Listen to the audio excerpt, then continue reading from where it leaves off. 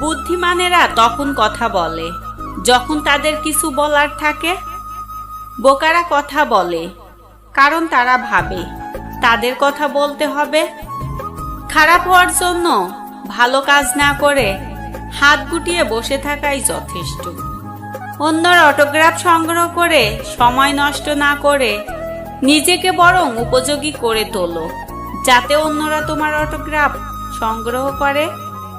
জীবনে কখনো মানসিকভাবে ভেঙে পড়া যাবে না।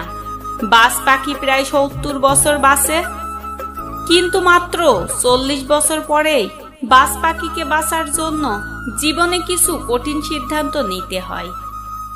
ওই সময়টায় তার শরীরের প্রধান 3টি অঙ্গ দুর্বল হয়ে পড়ে।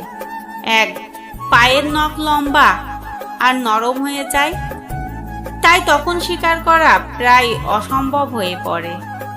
2. ঠোঁটটা সামনের দিকে মুড়ে যায়, ফলে খাবার খুঁটে বা ছিঁড়ে খাওয়া প্রায় বন্ধ হয়ে যায়।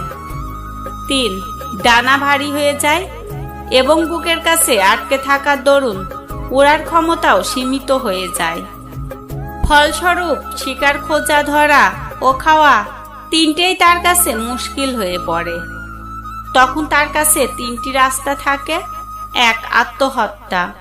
2. শকুনের মতো মৃতদেহ খাওয়া। 3. নিজেকে পুনর্স্থাপিত করা। বাজ তখন করে কি, ও একটা উঁচু পাহাড়ে আশ্রয় নেয় আর সেখানে বাসা বাঁধে আর শুরু করে প্রথম প্রচেষ্টা। সে প্রথমে তার ঠোঁটটা পাথরে মেরে মেরে ভেঙে ফেলে। এর থেকে কঠিন যন্ত্রণা তার কাছে আর কিছুই না। একই রকম ভাবে নখগুলো ভেঙে ফেলে আর অপেক্ষা করে নতুন নখ আর ঠোঁট গজানোর। নখ আর ঠোঁট গজালে সে তার ডানা সমস্ত পালকগুলোকে ছিঁড়ে ফেলে। কষ্ট সহ্য করে অপেক্ষা করতে থাকে নতুন পালক গজানোর। 150 দিনের যন্ত্রণা আর প্রতীক্ষার পর সে সব নতুন করে পায়, প্রায় আবার সেই লম্বা উড়ান আর ক্ষিপ্ততা। এরপর সে আরো 30 বছর জীবিত থাকে, আগের মতো শক্তি আর সামর্থ্য নিয়ে। তাই যেখান থেকে শেষ সেখান থেকেই জীবনের এক নতুন অধ্যায়ে শুরু করুন।